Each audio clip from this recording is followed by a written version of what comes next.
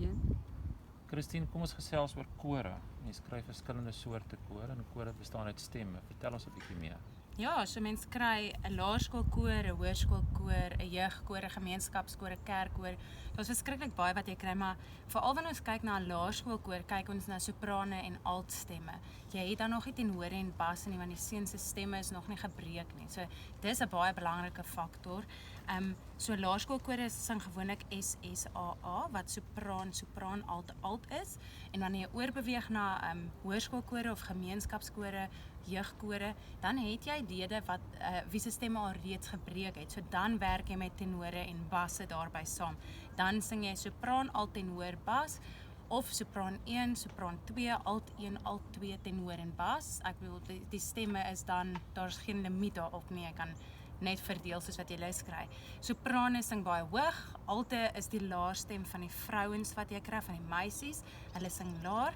Die tenor is soos is die hoorstem van die mans en die bas is dan die laarstem. Die diepstemme. Yes. Hoekom dink jy is koorsang vir kinders en vir mense belangrik? En hoekom moet ons daarna luister? Ek het van kleins af in kore gesing en dit leer vir kinders dissipline van 'n jong ouderdom, maar nie net die dissipline en die saamwerk in 'n groep nie, maar harde werk, hoe om hard te werk en hoe om vooraf te beplan dat jy op 'n Saterdag koor oefen en nie na maatjies 'n partytjie toe kan gaan byvoorbeeld nie, wat 'n groot ding is in die laerskool veral.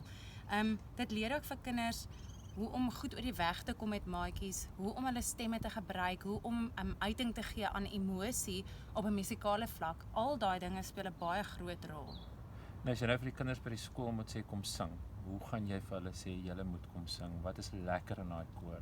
Wat maak dit vir die kinders lekker? Die saamsing is natuurlik die eerste belangrike ding, is dat jy maats gaan maak in die koor. Dit raak jou eie familie.